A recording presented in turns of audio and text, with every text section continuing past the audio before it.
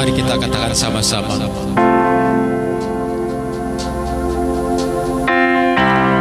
Dipenuhi kemuliaan, dipenuhi pujian, kami berikan padamu Tuhan, korban pujian. Kau saja yang suci, Kau saja yang layak, Kau layak terima glori. Yesus, Kau Tuhan, Kau saja yang suci, Kau saja yang layak, Kau layak terima glori. Hanya Kau Tuhan.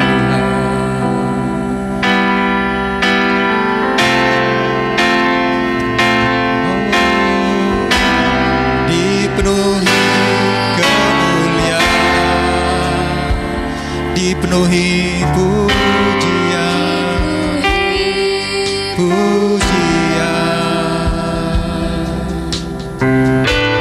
kami bawa padamu Tuhan, korban pujian. Katakan dipenuhi kemuliaan, dipenuhi kemuliaan, dipenuhi pujian. Dengan segenap hati kami membawa kepadamu Tuhan, padamu Tuhan, korban pujian. Kau saja yang suci, Kau saja yang layak, Kau layak terima glori.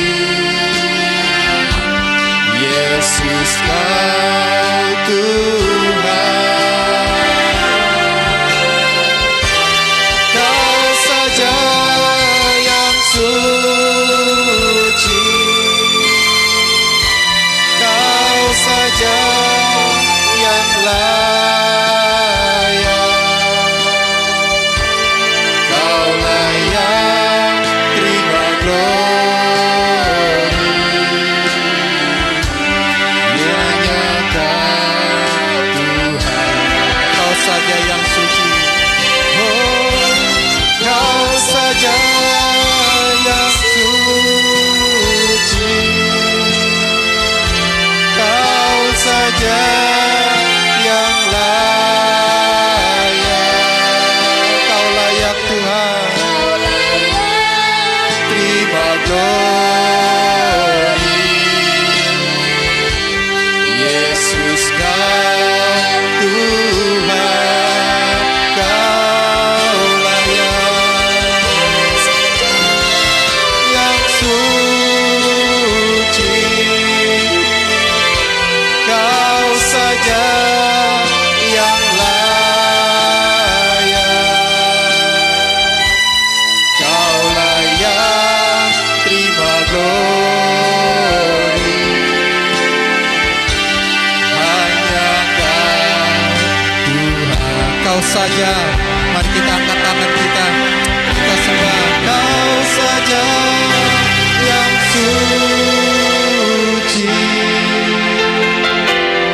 Kau saja yang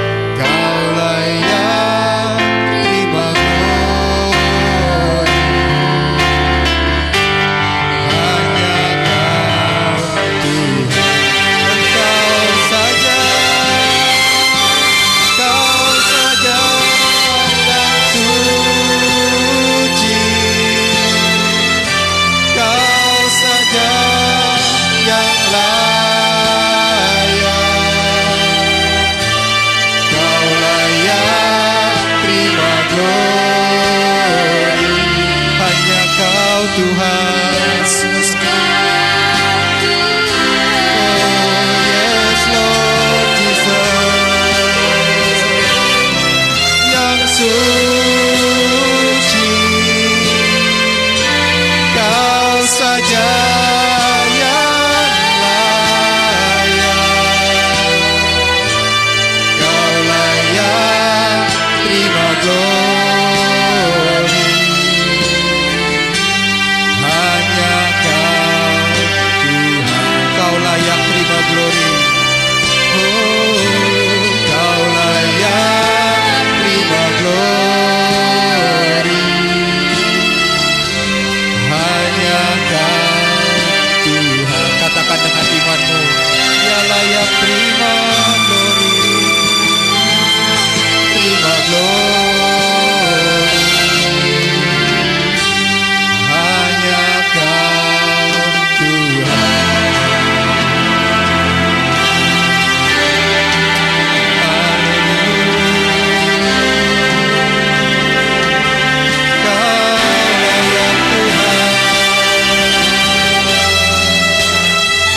Layak untuk terima pujian, layak untuk disembah, dimuliakan Tuhan.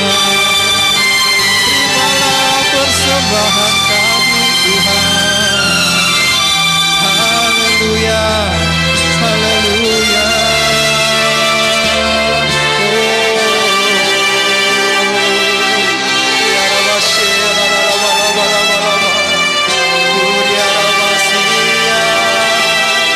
Haleluya,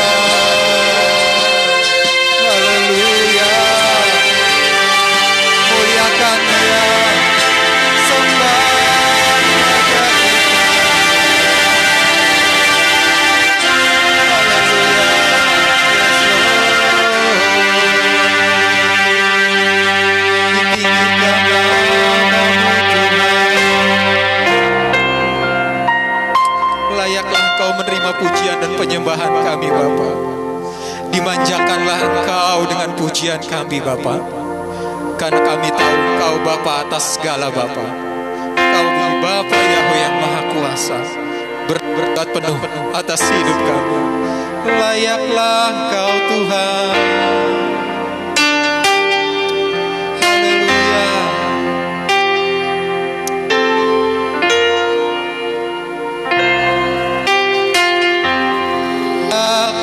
Dipuji disembah, hanyalah bertahta, dulu sekarang dan selamanya, Raja atas segala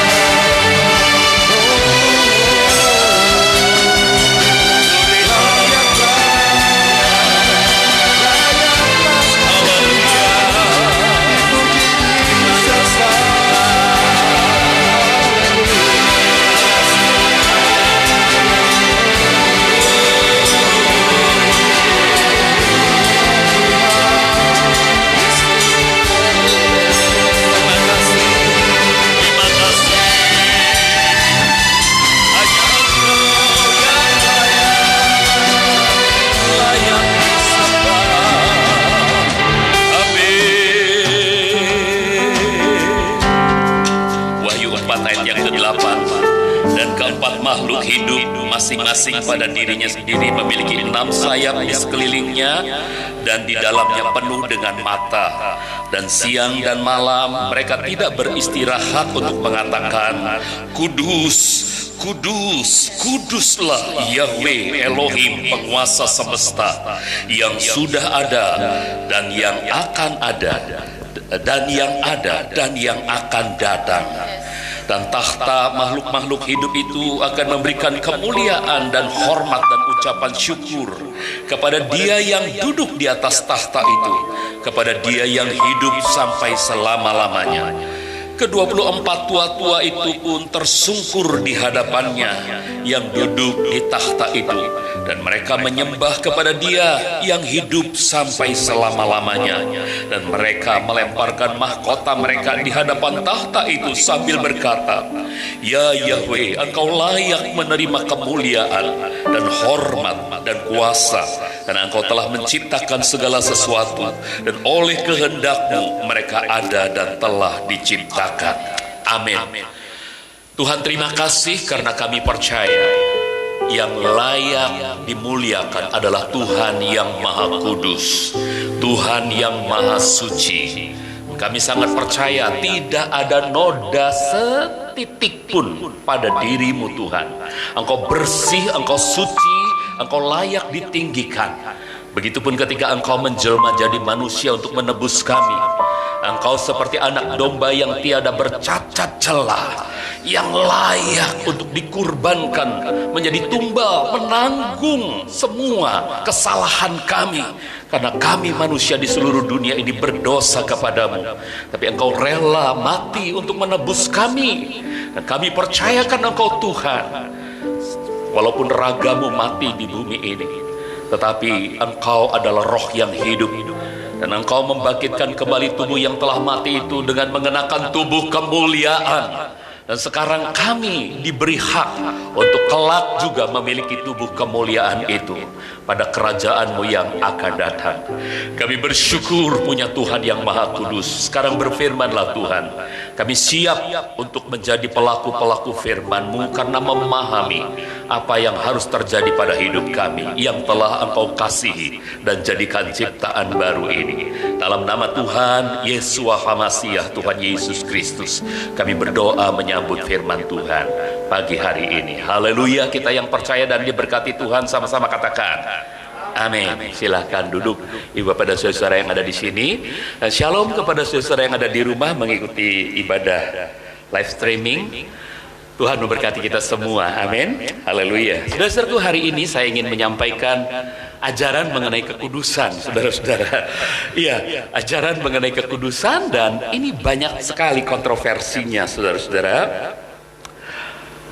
Oke, kita membaca dulu sebuah ayat dalam Yohanes 17 ayat 17. Saudara bisa baca di sini, Yohanes 17 ayat 17. Mungkin kalau mau lampunya dipadamkan, Pak, boleh yang di depan ini, supaya bisa kata-katanya terlihat jelas, ya. Oke, nah, cukup ya. Baik, mari kita baca sama-sama Yohanes 17 ayat 17. Siap? 2, 3. Kuduskanlah mereka dalam kebenaran. Kebenaran-Mu, maaf. Ulangi. 2, 3. Kuduskanlah mereka dalam kebenaran-Mu. Firman-Mu adalah kebenaran. Nah, saudara-saudaraku,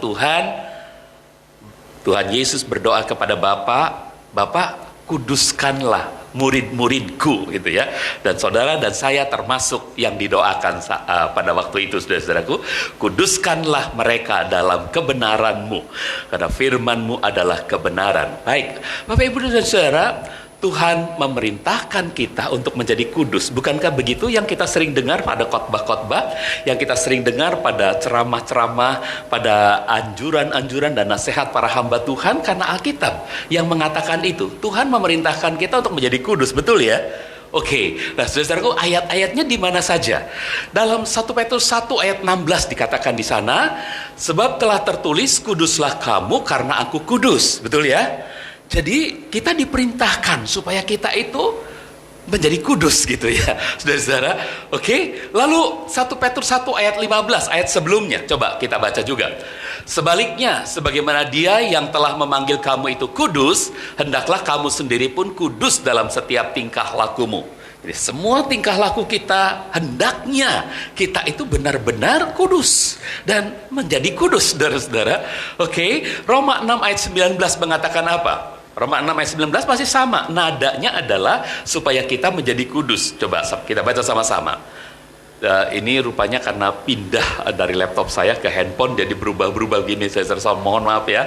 Ini harusnya dibalikan lagi ke sana, tapi karena sudah mulai khotbah jadi nggak bisa ya. Oke, mari kita baca sama-sama Roma 6 ayat 19. 2, 3. Aku membicarakan hal ini secara manusiawi karena kelemahan tubuhmu, sebab sebagaimana kamu telah menyerahkan anggota tubuhmu untuk menjadi hamba kepada kecemaran dan kefasikan demi kefasikan, maka sekarang serahkanlah anggota tubuhmu kepada kebenaran yang akan membawamu kepada pengudusan. Nah, semua ayat-ayat yang kita baca ini mengajarkan kepada kita supaya kita hidup kudus, saudara-saudaraku ya, dan menjadi kudus gitu. Nah, saudara-saudara ya.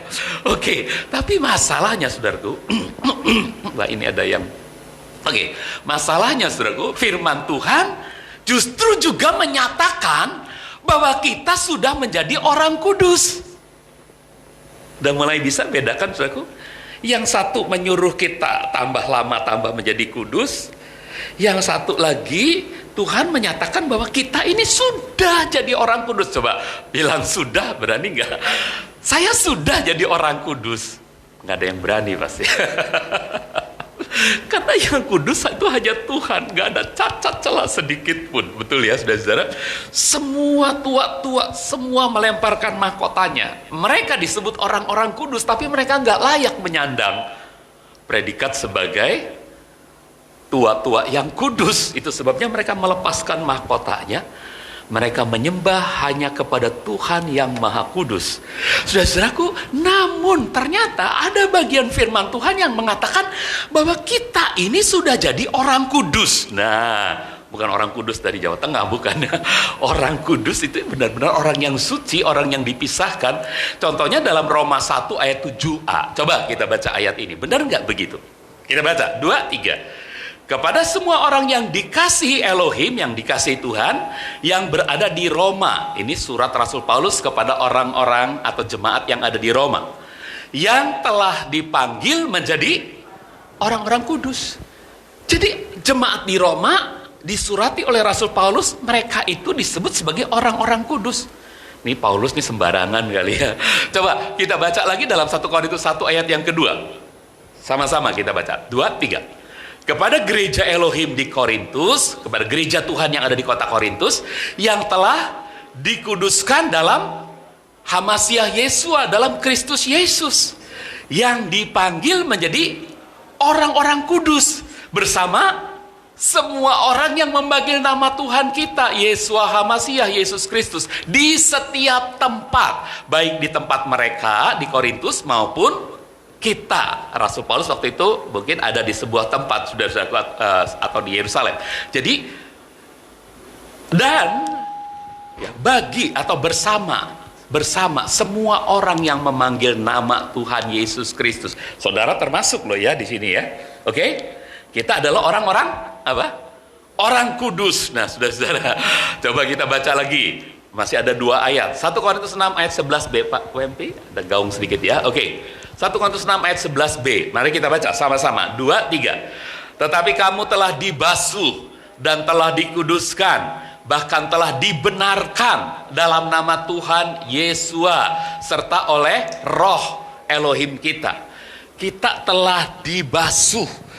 Saudara sudah dibasuh, saudara sudah dikuduskan, saudara sudah dibenarkan dalam nama Tuhan Yesus Kristus. Nah, saudaraku, jadi perhatikan status kita. Kita punya status baru. Ketika Tuhan menciptakan kita baru, ketika Tuhan melahirkan baru kita, kita disebut orang kudus, saudara.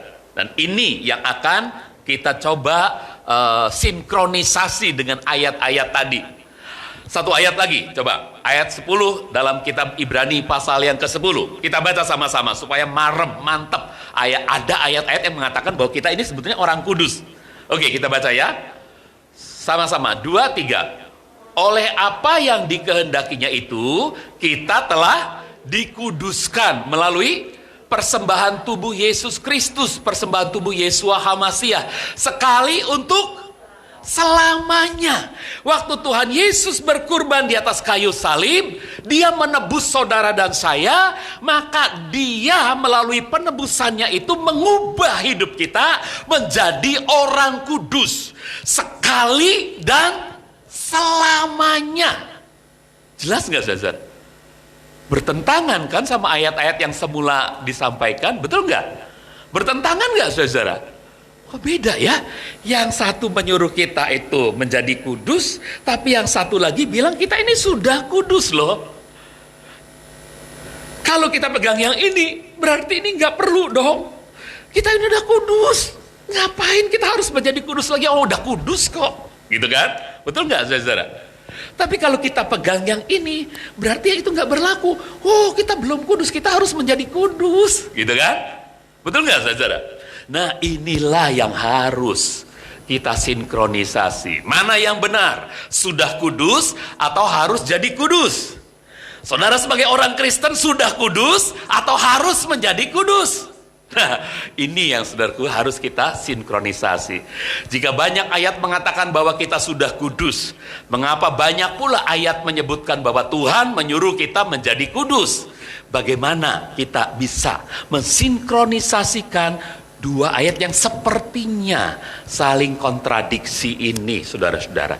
Nah, saudara-saudara, mari kita baca selanjutnya. Begini, saudara, kita sudah kudus. Coba bilang amin. Kita sudah kudus karena kebenaran. Itu adalah kebenaran, sorry. Dan itu adalah kebenaran. Karena ayat firman Tuhan menyatakan demikian. Betul? Lalu, Tuhan menyuruh kita menjadi kudus. Itu supaya apa? Adalah supaya kita menampilkan siapa diri kita sebenarnya sekarang. Mulai ngerti, saudara? Kita sudah kudus. Ini adalah status baru kita.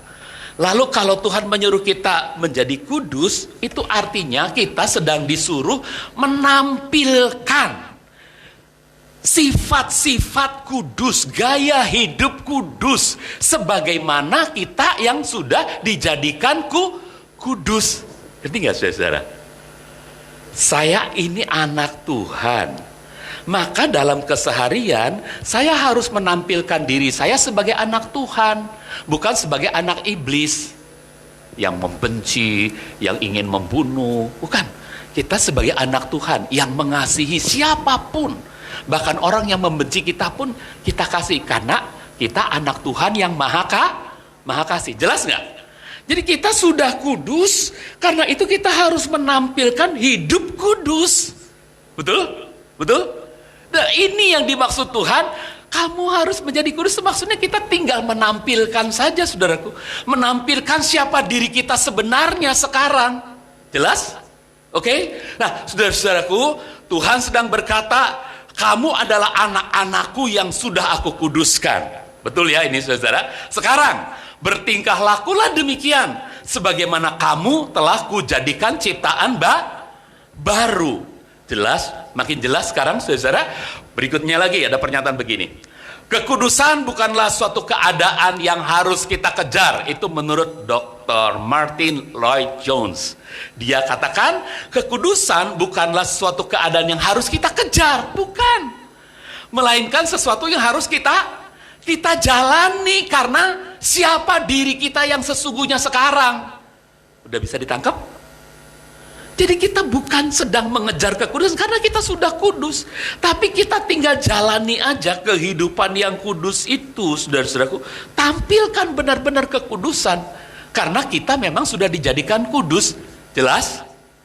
Saudara-saudara, ini menurut Dr. Martin Lloyd Jones. Nah, sekarang kita melihat ada ilustrasi dari Bill Graham. Dia mengatakan begini, saudaraku. Membandingkan manusia dengan pohon besar, itu pohon ek ya. Pohon ek itu pohon yang sangat besar sekali ketika sudah bertumbuh. Oke? Jadi dia membandingkan manusia dengan pohon ek. Apakah orang Kristen benar-benar sudah kudus? Atau apakah kita berusaha untuk menjadi orang kudus? itu diumpamakan oleh Bill Graham sebagai pohon ek. Saat benih pohon ek mulai bertunas, ia adalah pohon jati, ia adalah pohon akasia, atau ia adalah pohon ek. Pohon ek, saudara-saudara. Ya, atau susah ya kalau pakai istilah pohon ek, saudara-saudara nggak kenal, pohon beringin aja dah. Ya. Oke, waktu benih pohon beringin itu mulai bertunas, biji beringin itu kecil loh, buah beringin aja kecil, bijinya juga lebih kecil lagi ya. Waktu dia mulai bertunas, dia pohon apa? Pohon beringin, betul? Dia pohon beringin, saudara-saudaraku. Oke, lalu saat pohon beringin muda, saya ganti ek pakai beringin aja ya, supaya saudara-saudara jelas ya.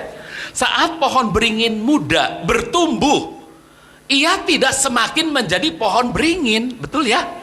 Enggak. Waktu dia bertumbuh, makin besar, dia bukan menjadi semakin pohon beringin, makin jadi seperti pohon beringin, bukan. Dia memang pohon beringin, ya. Ya, ia tetap pohon beringin, betul nggak? Waktu dia tumbuh, bukan dia semakin menjadi pohon beringin, bukan. Tapi dia memang pohon beringin. Nah, sesudah bertumbuh, pohon beringin muda itu tidak berubah menjadi sesuatu yang lain. Ia tetap menjadi pohon beringin, menjadi dirinya sendiri sebagai pohon beringin dewasa. Jelas? Jelas?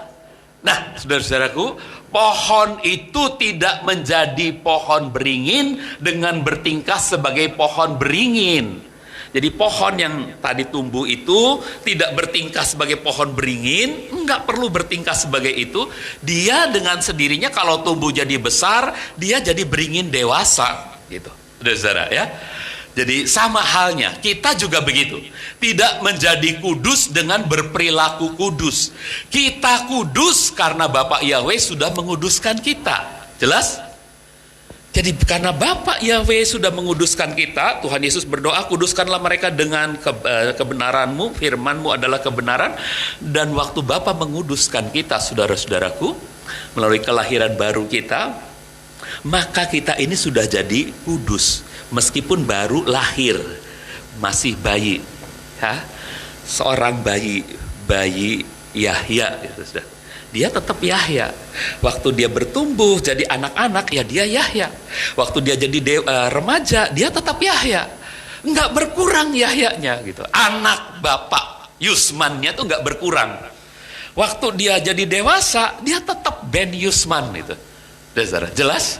Nah, saudara-saudaraku, jadi bagian kita adalah tumbuh dewasa sebagai orang Kristen, sebagaimana kita telah diciptakan oleh Tuhan. Jadi bagian kita, saudaraku, dalam hal kekudusan adalah kita cuma tumbuh dewasa aja.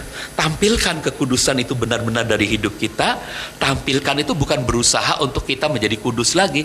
Kita memang sudah kudus, yang harus tertampil keluar adalah kekudusan itu, saudara-saudara. Oke? Nah, jadi proses pertumbuhan menjadi orang Kristen dewasa, sekarang kita ulang lagi. Seorang bayi tidak menjadi semakin jadi manusia ya, seiring pertumbuhannya. Jadi kalau bayi itu bertumbuh, bukan menjadi semakin jadi manusia, bukan ya. Ia memang manusia sejak lahirnya. Sama, kita juga tidak menjadi semakin kudus seiring pertumbuhan rohani kita. Kita sudah kudus dari sononya gitu ya. Betul? Saudara-saudara, lalu seiring pertumbuhan rohani kita semakin dewasa sebagai orang kudusnya Tuhan. Jadi kita semakin dewasa dalam jadi orang kudusnya Tuhan. Kita udah jadi orang kudusnya Tuhan, tapi kita semakin dewasa. Nah, sebagaimana kita telah dijadikan ciptaan barunya. Artinya apa, saudaraku? Kedewasaan tidak terjadi dalam satu langkah raksasa, satu langkah besar, tetapi lewat proses.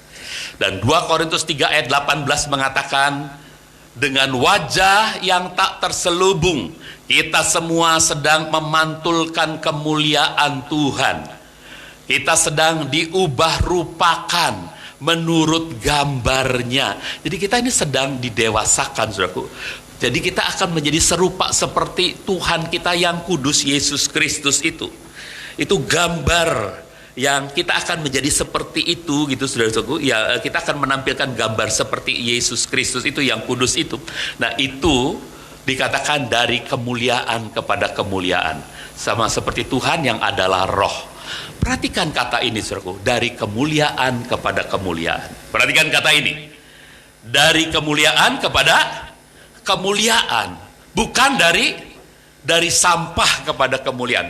Pak, kok beda sama khotbah yang lalu? Khotbah yang lalu yang mengatakan itu sampah adalah waktu kita belum dilahirkan baru. Kita ini sampah. Kita ini barang rongsokan. Kita ini nggak berharga sama sekali.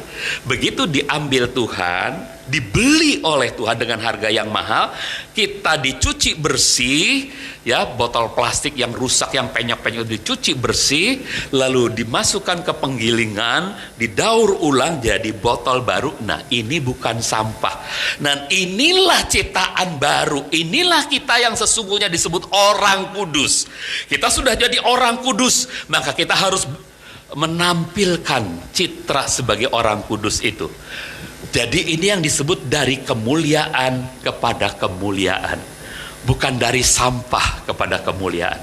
Artinya dari keadaan yang sudah diciptakan baru, yang kudus, kita semakin kita akan jadi menampilkan gambar Kristus itu dari kemuliaan kepada kemuliaan, saudara-saudaraku. Ini yang luar biasa. Ini artinya sejak kita diciptakan baru, kita sudah kudus, kita sudah mulia di dalam Kristus. Lalu dia akan terus makin mendewasakan kita dari kemuliaan kepada kemuliaan. Jelas, saudara-saudara?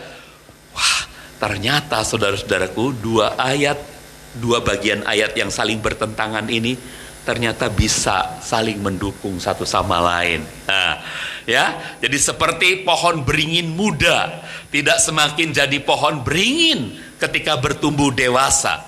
Begitu pula ciptaan baru Yesus Kristus tidak menjadi semakin kudus, semakin diterima, semakin dikenan, tapi sudah kudus, sudah diterima, sudah dikenan.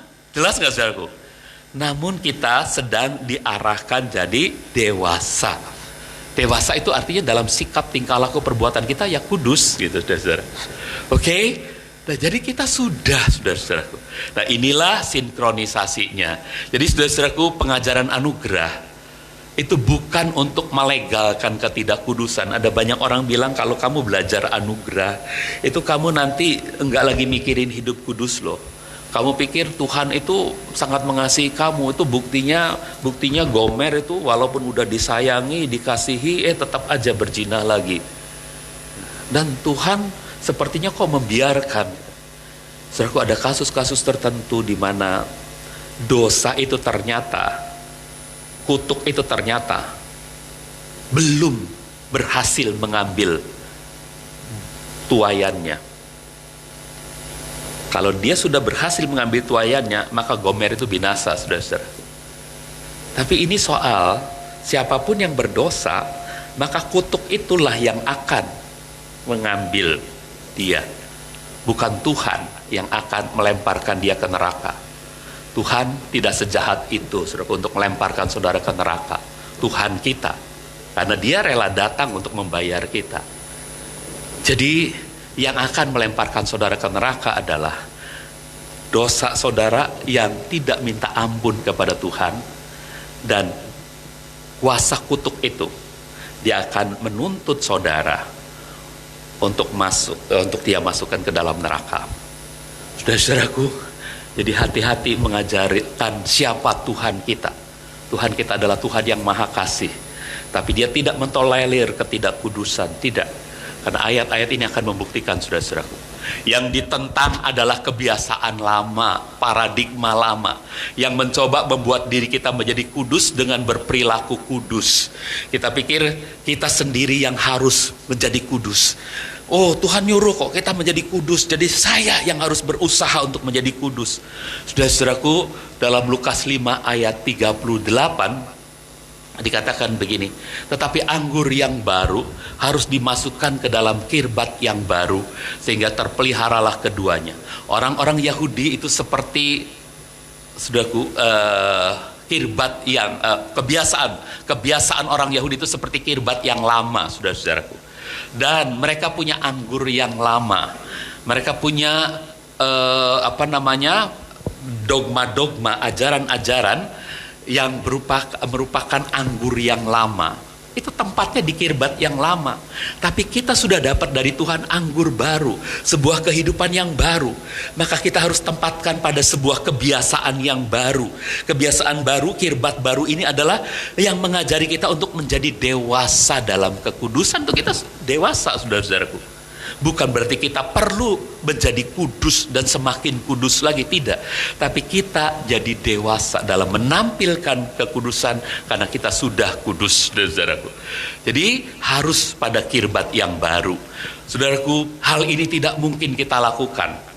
Untuk saudaraku, kita benar-benar berusaha berperilaku kudus, itu mustahil dapat kita sukses lakukan. Karena apa?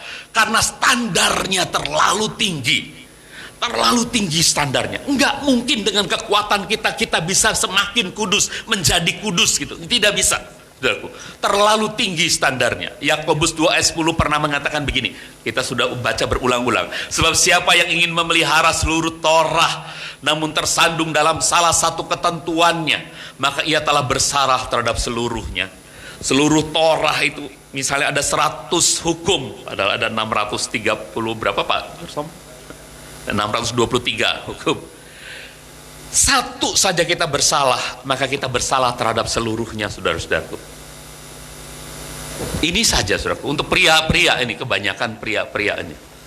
Matius 5 ayat 28, tetapi aku berkata kepadamu, setiap orang yang memandangi seorang wanita dengan bernafsu terhadapnya, ia sudah menzinainya dalam hati.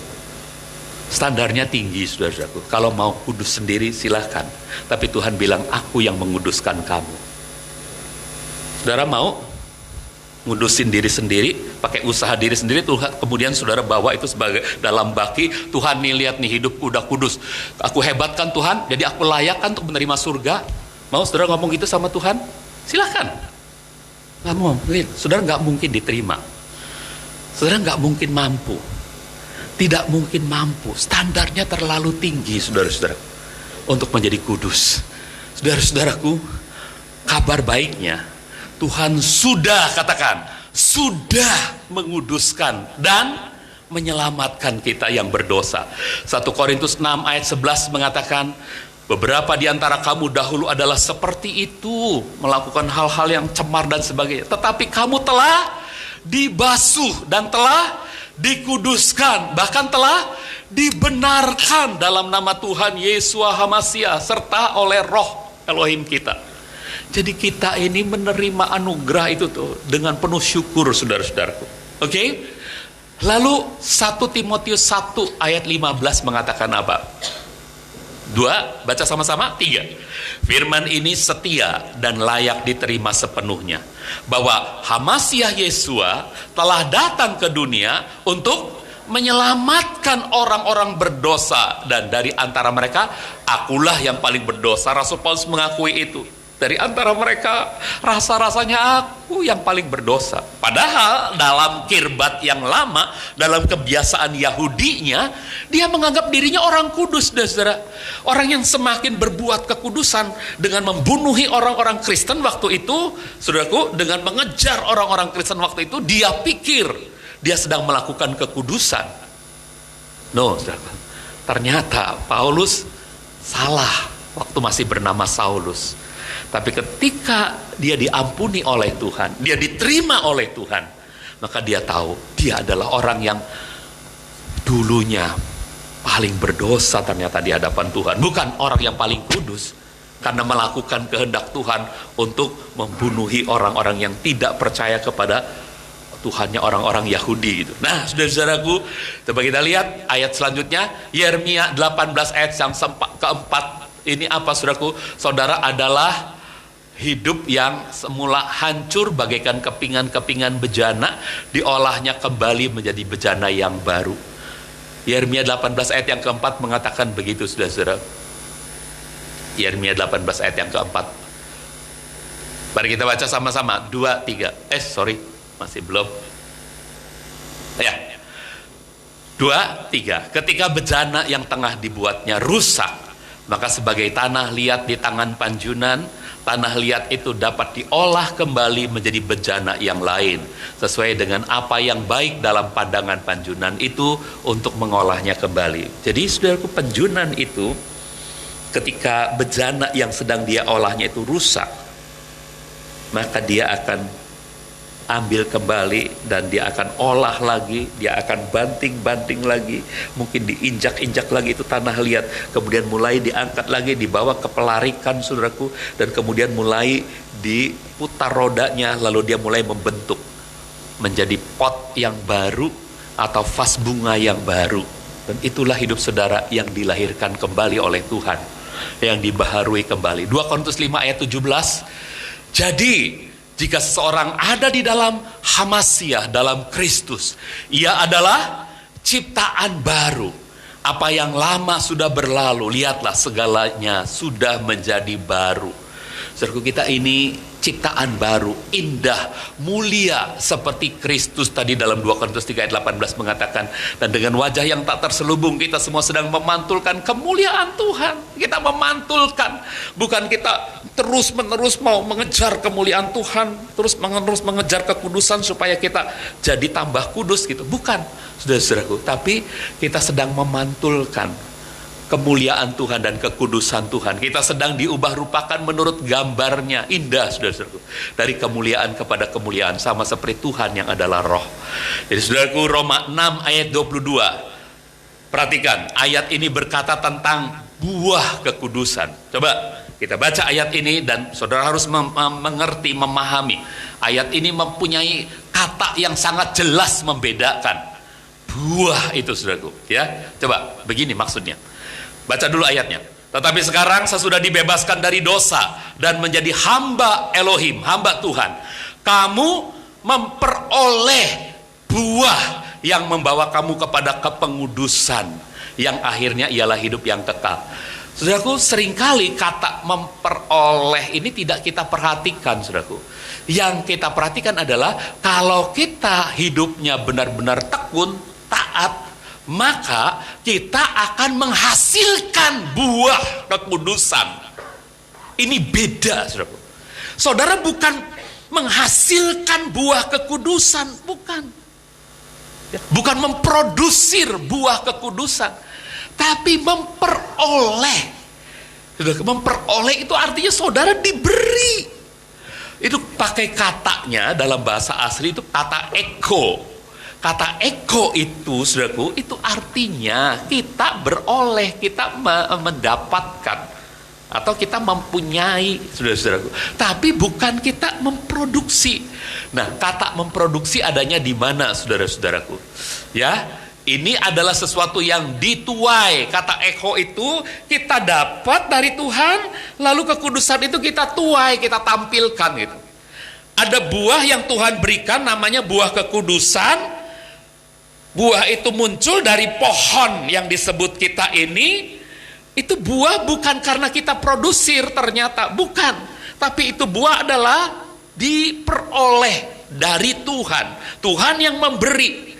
Lalu kita tinggal tuai, kita tinggal petik, kita berikan kepada orang lain. Inilah hidup kudusnya Tuhan loh, yang saya dapatkan dari Tuhan loh. Orang lain merasakan nikmatnya. Tapi bukan kita yang memproduksir. Ini katanya sangat jelas, saudara-saudaraku. Beda dengan ini. Beda dengan Yohanes 15 ayat yang kelima. Di seluruh Yohanes itu, saudaraku, dikatakan katanya bukan pakai kata eko, tapi pakai kata vero. Ini pakai kata vero. Contohnya ya begini ya. Yuk kita baca. Yohanes 15 ayat 15. Ayat 5. Akulah pokok anggur dan kamulah cabang-cabangnya. Siapa yang tinggal di dalam aku, kata Tuhan, dan aku di dalam dia, maka ia menghasilkan, memproduksi. Vero, pakai kata vero. Dia menghasilkan buah. Kalau kita tetap tinggal di dalam Kristus, kita akan menghasilkan buah. Itu kata ayat ini. Tapi soal kekudusan, saudaraku, itu bukan menghasilkan, bukan kita yang menghasilkan. Ya, kalau saudara memenangkan jiwa, ya, maka saudara sedang menghasilkan buah. Kalau saudara menginjil, dapatkan jiwa untuk Tuhan Yesus, saudara menghasilkan buah. Tapi kalau saudara menampilkan kekudusan, itu kekudusan itu pemberian Tuhan. Ini bukan menghasilkan kekudusan, saudaraku. Kita sedang memetik kekudusan itu lalu bagikan ke orang-orang yang melihat hidup kita. Nah, mereka melihat, waduh, hebat kekudusannya Tuhan yang ada pada Pak Yandiono ya, hebat ya. Itu saudara-saudara, jelas ya. Jadi, saudaraku, katanya itu beda menghasilkan. Nah, coba kita bandingkan lagi. Kekudusan sama dengan hidup kekal. Adalah pemberian, adalah karunia. Bukan upah, katakan. Bukan upah. Jadi kekudusan itu bukan upah. Upah itu kalau kita kerja keras, kita dapat upahnya. Enggak. Kekudusan itu adalah sebuah pemberian. Saudaraku, sebuah karunia. Sama seperti hidup kekal. Coba, hidup kekal pakai kata eko atau pakai kata pero. Hidup kekal itu adalah buah dari kita, upah dari kita, atau itu adalah beroleh. Kita beroleh. Kita diberi oleh Tuhan. Yohanes 3 ayat 16. Mari kita baca. 2, 3. Sebab Elohim begitu mengasihi manusia di dunia ini, sehingga dia mengaruniakan putranya yang tunggal, supaya setiap orang yang percaya kepadanya tidak binasa, tapi menghasilkan. Halo, menghasilkan untuk beroleh. Beroleh, eko, hidup yang kekal. Jadi kekudusan sama seperti hidup yang kekal. Itu adalah karunia Tuhan, bukan upayamu, bukan usahamu. Jelas, saudara? Sama seperti hidup yang kekal. Itu bukan usahamu, bukan pero. Semua yang kita hasilkan itu pero. Ada pero karpos ya. Karpos itu buah, menghasilkan buah gitu, saudara-saudara. Tapi kita itu mendapatkan, memperoleh eko. Nah, saudara-saudara, bedanya begitu ya. Jadi sedikit lagi, saudaraku, pengajaran anugerah bukan untuk melegalkan ketidakkudusan. Karena apa? Kolose 3 ayat yang kelima. Coba kita baca dulu ayatnya. Ini mengajarkan kita supaya kita tidak boleh mentolerir ketidakkudusan ya. Ayat ini mengatakan, sebab itu matikanlah kegiatan duniawimu. Jadi percabulan, kenajisan, hawa nafsu, hasrat jahat, dan keserakahan yang sama dengan penyembahan berhala. Jika kita sudah menjadi kupu-kupu, saudara-saudaraku, jangan lagi hidup seperti ulat. Amin. Jangan. Ulat itu, saudaraku, memakan apapun, merusak apapun dalam tanaman itu. Tapi ada saatnya ulat yang sudah merusak tanaman itu kemudian masuk ke dalam satu tempat dan dia membuat dirinya sendiri terkurung dalam sebuah tempat yang disebut kepompong, dan disitulah dia bertransformasi menjadi kupu-kupu. Kalau kita sudah dilahirkan baru dalam kepompong itu, kita sudah dibaptiskan, kita lahir barulah muncul jadi kupu-kupu. Mari kita jangan lagi hidup seperti ulat. Kupu-kupu tidak akan memakan daun-daun pohon-pohonan, tidak akan. Dia hanya menghampiri bunga-bunga yang indah, saudara-saudara. Kupu-kupu indah kelihatannya. Dan itulah tampilan kita, saudaraku. Oke? Jika kita sudah punya natur yang baru atau sifat yang baru, jangan lagi hidup dalam sifat yang lama. Sebaliknya jadilah seperti natur baru itu. Amin. Saudaraku, itulah yang disebut kita sedang jadi dewasa dalam kekudusan. Bukan kita berusaha untuk jadi kudus, bukan. Tapi kekudusan itu membuat kita bisa menghasilkan buah, menuai buah untuk ditampilkan gitu, saudara-saudara. Nah, 1 Tesalonika 4 ayat yang ketiga. Kita setuju nggak? Setuju, saudaraku. Karena ayat ini mengatakan apa? 1 Tesalonika 4 ayat yang ketiga. Ya. Sebab inilah kehendak Elohim, apa? Pengudusanmu, supaya kamu menjauhi percabulan. Kehendak Tuhan adalah supaya kita kudus dalam tindakan kita, bukan karena keselamatan kita tergantung pada kekudusan kita, bukan. Jadi waktu kita menguduskan, mengikuti firman Tuhan yang mengatakan pengudusanmu, kehendak Tuhan adalah pengudusanmu, dan kita sedang ada di dalam hal itu. Kita bukan sedang mengejar keselamatan dengan berkata, Tuhan nih lihat nih, aku berusaha kudus, jadi aku layak dong diselamatkan, masuk surga. Tidak, saudara-saudaraku. Ya, tapi kekudusan adalah kita sedang karena keberadaan kita di dunia ini hanya dapat dinyatakan dengan sejujurnya lewat tampilan kekudusan ini, saudara-saudaraku. Jadi saudara-saudaraku, jangan sampai lupa betul apa firman Tuhan ini, kita setuju. Tapi prakteknya dalam keseharian adalah kita sedang menampilkan keberadaan kita sejujurnya. Jadi, yang ku kehendaki adalah pengudusanmu. Oke Tuhan. Jadi saya menampilkan secara jujur kehidupan dan sifat-sifat kekudusan dari Tuhan itu, menampilkan ke tengah-tengah dunia. Lalu 1 Tesalonika 4 ayat 4 dan ayat 5. Ini kita juga setuju, saudara-saudaraku. Ayat ini mengatakan, sehingga kamu masing-masing tahu menjaga auratmu dalam kekudusan dan kehormatan, bukan dalam hasrat nafsu seperti bangsa-bangsa lain yang tidak mengenal Tuhan. Saudara-saudara perhatikan, kita sudah mengenal siapa Tuhan kita. Amin. Dia Maha Kudus. Karena itu kita tidak berperilaku seperti layaknya orang yang tidak mengenal Tuhan. Ya jangan dong kita berperilaku seperti orang yang tidak mengenal Tuhan. Patron kita, model kita, panutan kita adalah Yesus Kristus yang Maha Kudus. Jadi kita sudah kenal, makanya kita hidup seperti Tuhan yang kita kenal itu, saudara-saudara. Oke? Nah, saudara-saudaraku, yang terakhir, ini caption terakhir. Pelajaran anugerah itu bukan untuk melegalkan ketidakkudusan. 1 Tesalonika 5 ayat 23. Mari kita baca ayatnya. Maka Elohim damai sejahtera, dia sendiri kiranya menguduskan kamu sepenuhnya. Jadi ini benar-benar dia yang mengerjakannya. Amin. Dan kiranya roh, jiwa, dan tubuhmu terpelihara seutuhnya tanpa celah pada saat kedatangan Tuhan kita Yesua HaMasiah. Pengudusan sama seperti keselamatan adalah pekerjaan. Halo, pekerjaan saya?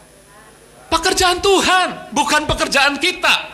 Karena itu sekalipun ada perintah untuk mengerjakan keselamatan kita, ada nggak perintah? Kerjakanlah keselamatanmu. Ada kan ya? Ada. Nanti kita baca ayatnya, ya. Namun yang dimaksud di situ adalah agar kita menikmatinya, karena ternyata Tuhanlah yang bekerja di dalam kita. Kerjakanlah keselamatanmu. Nikmati aja, saudaraku, hasilkan buah-buah gitu, bukan hasilkan, tuai itu buah-buah pemberian Tuhan itu, bagikan kepada orang lain gitu, tampilkan, saudara. Nah, coba kita baca, kerjakan keselamatanmu itu ayat runutannya, ayat selanjutnya bunyinya apa? Ini Filipi 2 ayat 12b, kerjakanlah keselamatanmu dengan takut dan gentar. Tapi ayat 13 dia mengatakan begini, sebab Elohimlah, Tuhanlah yang mengerjakan di dalam kamu, baik untuk mengingini, saya ingin Tuhan, itu Tuhan yang kerjain akhirnya, maupun mengerjakannya, ini Tuhan yang mengerjakan sesuai dengan apa yang diperkenannya. Dan saudaraku, kita tinggal nikmatin aja gitu. Nikmatin aja. Oke, tinggal beberapa hal lagi. 1 Petrus 1 ayat yang ke-15. Ya, kita baca dulu ayatnya. Sebaliknya, sebagaimana dia yang telah memanggil kamu itu kudus, hendaklah kamu sendiri pun kudus dalam setiap tingkah lakumu. Nah, kita setuju dengan hal ini. Ya, karena apa? Karena kita kudus bukan karena kita berakting kudus. Bukan. Melainkan karena kita adalah anak Bapa Yahweh yang Maha Kudus, dan kita adalah bangsa yang kudus. Itulah sejatinya siapa diri kita sekarang. Saudaraku, dalam 1 Petrus 2 ayat 9 dikatakan, kamulah bangsa yang terpilih, imamat yang rajani, bangsa yang kudus. Jadi kalau mau ikutin 1 Petrus 1 ayat 15, kamu sendiri pun hendaklah kudus dalam setiap tingkah lakumu. Itu kita bukan sedang berakting, tapi kita sedang diberi buah kekudusan oleh Tuhan. Lalu kita tinggal tuai aja, kita perlihatkan, kita sajikan kepada orang-orang yang melihat hidup kita, saudara-saudara. Ya, karena kita memang sejatinya adalah bangsa yang kudus dikatakan oleh Tuhan. Oke, baik. Yang terakhir, nasihat hidup kudus tidak lagi kita artikan sebagai panduan untuk menolong diri kita menjadi kudus. Perhatikan, saudaraku. Nasihat itu adalah gambaran suatu kehidupan yang utuh, lengkap, sehat, dan penuh yang sudah semestinya kita nikmati pada saat kita mengizinkan Kristus HaMasiah mengekspresikan kehidupan kudusnya melalui diri kita. Itu adalah gambaran kehidupan yang berkelimpahan yang telah menjadi milik kita dalam Kristus Yesus, dalam HaMasiah Yesua. Saudara, pada satu hari, Pak Hayan, ada filmnya? Ada, oh tolong putar film sebentar, lalu kita akan berjamu. Nanti kita akan nyanyikan lagu Kudus Kuduslah Tuhan Yahweh semesta alam. Saya nggak tahu depannya bagaimana. Pak Esra mungkin Bu tahu ya. Oke, kita nonton film dulu sebentar, saudara. sebelum kita berjamu.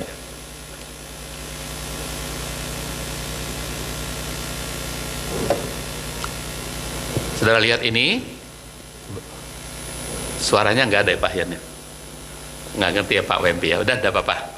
Jadi seorang Yahudi yang ingin supaya dosanya diampuni, dia bawa domba yang mulus tanpa cacat celah. Lalu imam akan memeriksa, dan ketika imam mengatakan ini kudus, ini tanpa cacat celah, maka orang Yahudi itu akan meletakkan tangannya di atas domba itu, dan semua dosa-dosanya masuk ke dalam domba itu, dan semua kekudusan, kemuliaan domba itu masuk ke dalam diri orang itu. Lalu domba itu disembelih dan dikurbankan, dan orang Yahudi itu pun terampuni dosanya. Saudara-saudaraku, gambaran apa ini? Ini adalah sebuah gambaran bahwa Yesus Kristus saja yang maha kudus, seperti anak domba itu. Dia tanpa cacat celah. Dan ketika kita yang berdosa mengandalkan kesucian dan kekudusan sang anak domba ini, maka saudaraku, semua dosa-dosa kita akan mengalir masuk ke dalam dirinya, dan semua kekudusannya mengalir masuk ke dalam diri kita. Kita terima kekudusan itu gratis hanya karena percaya. Lalu domba ini disembelih karena dosa-dosa kita masuk ke dalam dirinya. Dia disembelih dan dikurbankan. Itulah yang Tuhan Yesus lakukan bagi kita, saudara-saudaraku. Jadi yang maha kudus hanya satu, Tuhan. Tapi kita diberi hak untuk menjadi orang-orang kudusnya. Ini adalah hak yang sangat istimewa, yang seharusnya kita hargai dengan bisa menampilkan sebuah kehidupan yang kudus. Mari kita nyanyikan lagu ini. Kudus, kuduslah Tuhan, Yahweh semesta alam, surga bumi penuh kemuliaannya. Kudus, kuduslah Tuhan, Yahweh semesta alam, surga bumi penuh kemuliaannya.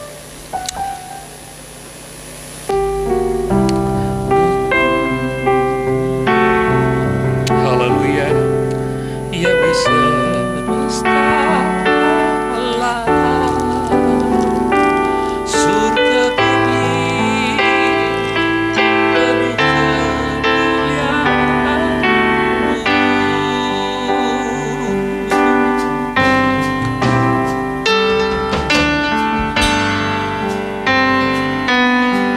Mari kita bangkit berdiri, saudaraku. Pegang roti di tangan kananmu. Kita nyanyikan lagu ini. Ku datang Tuhan dalam hadirat-Mu. Ibu Mirati, iya, bisa ya Pak? Oke, saya nggak ingat saudaraku lagu ini. Silakan.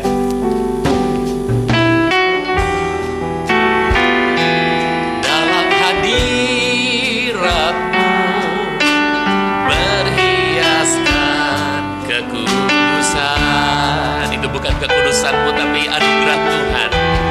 Bungkah sujud menyembah-Mu, ku tersungkur dan berseru, kudus, kuduslah, kuduslah Tuhan, Yahweh semesta alam.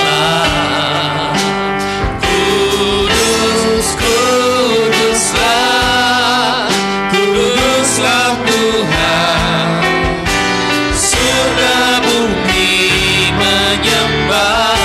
Oh, kudus, kuduslah, kuduslah Tuhan, Yahweh semesta alam. Kudus, kuduslah, kuduslah Tuhan, surga bumi menyembah. Katakan, ku datang Tuhan, ku datang Tuhan, dalam hadirat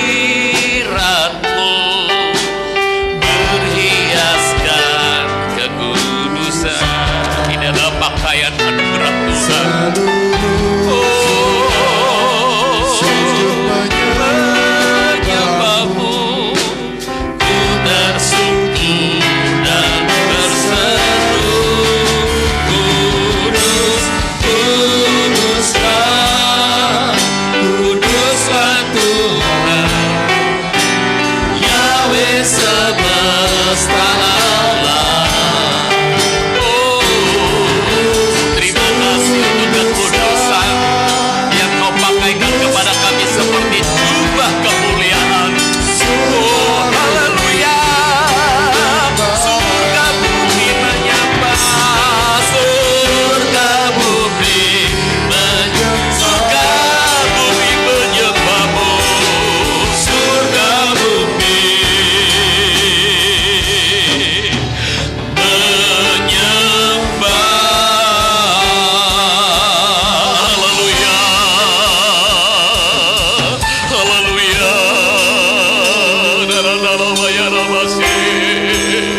Haleluya. Haleluya.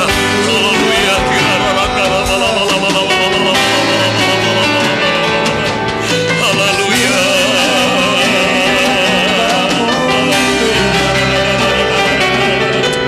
Haleluya.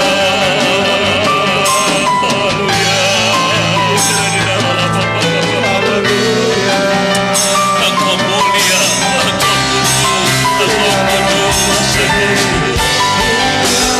yang layak terima kemuliaan hanya Engkau. Kalau kami kudus itu adalah karena Engkau, Tuhan. Kalau kami kudus itu adalah anugerah. Kalau kami bisa berhiaskan kekudusan itu adalah pakaian dari-Mu, Tuhan. Bukan karena jasa kami, bukan karena kehebatan kami, bukan kerelaan-Mu berkorban demi kami. Terima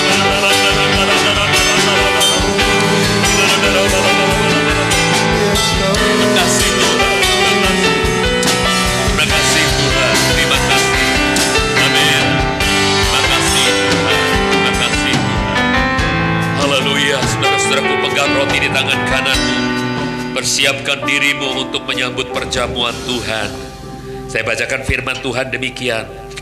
Lalu Yesua berkata kepada mereka, sesungguh-sungguhnya aku berkata kepadamu, jika kamu tidak makan daging anak manusia dan minum darahnya, kamu tidak mempunyai hidup di dalam dirimu. Siapa yang makan dagingku dan minum darahku, ia mempunyai hidup kekal, dan aku akan membangkitkan dia pada akhir zaman. Sebab dagingku sesungguhnya adalah makanan, dan darahku sesungguhnya adalah minuman. Siapa yang makan dagingku dan minum darahku, ia tinggal di dalam aku, dan aku di dalam dia. Di bagian lain, Rasul Paulus dalam ilham roh menulis demikian. Sebab aku sendiri telah menerima dari Tuhan apa yang juga telah kuserahkan kepadamu, bahwa Tuhan Yesua pada malam ketika dia dikhianati, dia mengambil roti, dan sesudah mengucap syukur, dia memecah-mecahkannya dan berkata, ambillah, makanlah. Inilah tubuhku yang dipecah-pecahkan ganti kamu.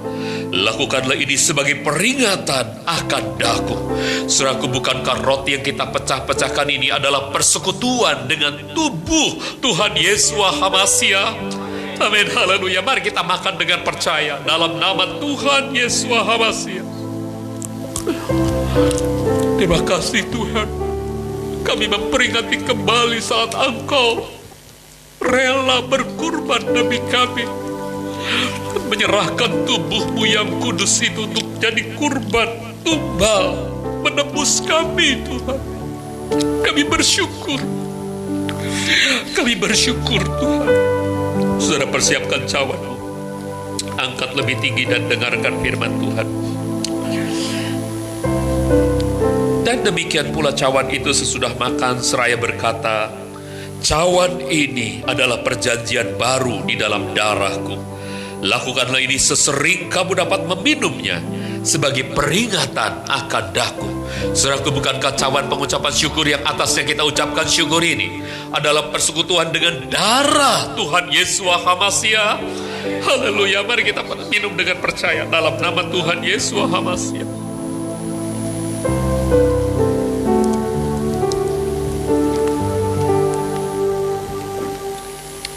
Haleluya. Terima kasih Tuhan. Kami bersyukur ada di dalam hadirat-Mu. Kami bersyukur dibungkus oleh jubah kekudusan-Mu, sehingga kami bisa menampilkan sebuah pola kehidupan yang indah ke tengah-tengah dunia. Karena Engkau telah menciptakan kami baru. Dan kekudusan-Mu kami tuai, kami bagikan, kami sajikan kepada siapapun Tuhan di dunia ini. Mereka melihat keindahan-Mu Tuhan, bukan kehebatan kami. Mereka melihat kemuliaan-Mu, bukan jasa-jasa dan kebaikan-kebaikan kami. Karena itu kami berterima kasih Tuhan, sebagai gereja-Mu, kiranya kami benar-benar tampil seperti yang Tuhan kehendaki. Engkau dipermuliakan melalui hidup kami Tuhan. Dan terima kasih, Bapak juga berdoa buat saudara-saudara kami yang sedang sakit. Di gereja ini Tuhan, tentu ada banyak persoalan-persoalan dalam setiap rumah tangga. Sama seperti di padang gurun, Tuhan hadir dalam tabernakel-Mu untuk kemah-kemah yang setiap pintu kemah itu pasti punya permasalahan. Setiap rumah tangga pasti punya persoalan. Namun Tuhan hadir menjadi jawaban. Dan hamba-Mu berdoa untuk jemaat GBT Tuberta HOP, baik yang ikut ibadah di tempat ini maupun yang ada di rumah masing-masing. Yesus Kristus, Yesua HaMasiah adalah jawaban bagi setiap permasalahan mereka. Yang sakit Engkau yang menyembuhkannya Tuhan. Yang lemah Engkau berikan kekuatan. Dan mampukan mereka yang sedang menghadapi pencobaan untuk kuat di dalam Tuhan, berakar teguh, dan justru akan menghasilkan buah-buah yang indah, menang dari pencobaan, membawa kemuliaan bagi nama Tuhan lebih lagi. Dan terima kasih untuk jubah kekudusan yang Engkau lengkapkan pada setiap anak-anak-Mu. Terima kasih Tuhan, terima kasih. Hamba-Mu berdoa jadikan jemaat ini berkat bagi gereja-gereja di seluruh Jakarta, bahkan di seluruh Indonesia, dan juga bagi bangsa dan negara yang kami cintai, Indonesia. Tuhan, karena ketika kami berdoa, kami sedang menentukan nasib kota dan bangsa kami.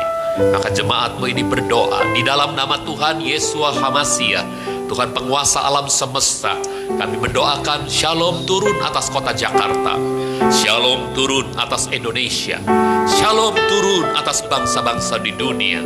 Tuhan dipermuliakan, karena kami juga mau menyerukan shalom atas Yerusalem, shalom atas Israel. Kami percaya Tuhan, Engkau memberkati kami semua demi kemuliaan-Mu. Terima kasih Tuhan. Kami sekarang berdoa secara khusus untuk pemerintah dan negeri kami Indonesia. Berkati Bapak Presiden Jokowi, Bapak Wakil Presiden Ma'ruf Amin, dan juga para menteri-menterinya. Tuhan, beri hikmat kepada mereka untuk melaksanakan tugas dan kewajiban mereka, amanah yang mereka emban dari rakyat ini dengan sepenuh hati, setulus jiwanya, melakukan semuanya ini demi kepentingan rakyat, sehingga rakyat mendapatkan hasil guna yang luar biasa dari karya mereka, pelayanan mereka. Sungguh Tuhan, Engkau berkati mereka. Ini doa kami untuk gugus tugas yang menangani COVID-19 di daerah-daerah, maupun untuk tim yang ada di pusat, demikian juga yang menangani ekonomi bangsa kami, dan tim yang ada di daerah-daerah. Kami menyerahkan semua ke dalam tangan Tuhan. Mereka yang ada di pusat sampai ke daerah-daerah yang menangani ekonomi dan COVID-19, Tuhan beri hikmat, mampukan mereka melaksanakan tugas mereka dengan sebaik-baiknya, agar rakyat dan bangsa kami ini terselamatkan dari kondisi ini. Tuhan berkati ekonomi negeri kami Tuhan. Tuhan tidak izinkan segala hal yang akan membangkrutkan itu terjadi, karena kami menolaknya dalam nama Tuhan Yesus Kristus, Tuhan Yesua HaMasiah. Indonesia diberkati oleh Tuhan. Rakyat Indonesia jadi makmur karena kasih Tuhan Yesus. Dan kami juga berdoa untuk ketahanan, kesehatan dari rakyat Indonesia. Tuhan pertambah-tambahkan. Hari-hari ini mungkin sangat menakutkan berita-berita yang kami dengar.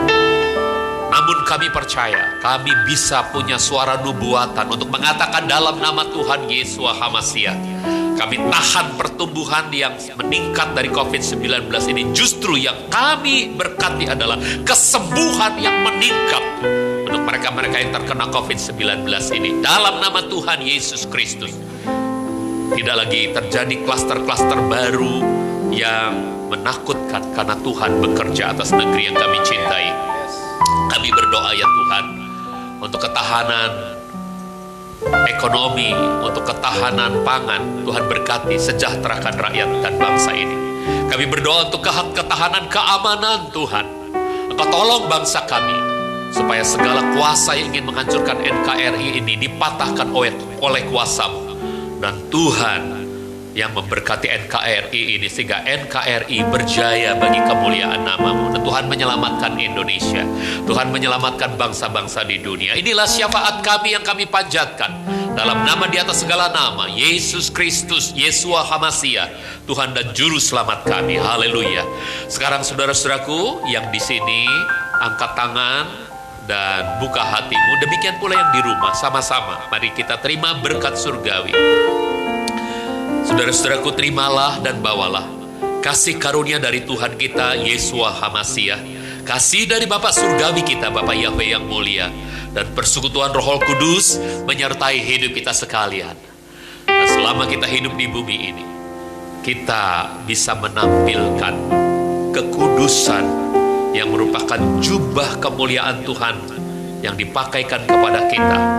Orang-orang akan melihat kekudusan Tuhan, kemuliaan Tuhan. Hidup mereka diberkati, karena Yahweh memberkati kita dan melindungi kita. Yahweh menyinari kita dengan wajahnya dan memberi kita kasih karunia. Yahweh menghadapkan wajahnya kepada kita dan memberi kita damai sejahtera.